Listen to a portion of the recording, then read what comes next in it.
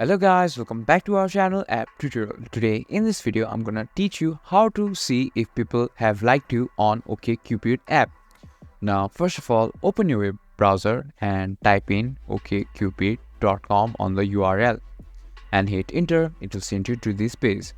Now if you don't have an account, then you can click on have an account or join OkCupid. If you have an account, click on sign in. Now log in your email and your password and hit next, and after that you are logged in. Now to see if people have liked you, as you can see in the top bar there is OkCupid, discover, likes and messages, and just click on likes.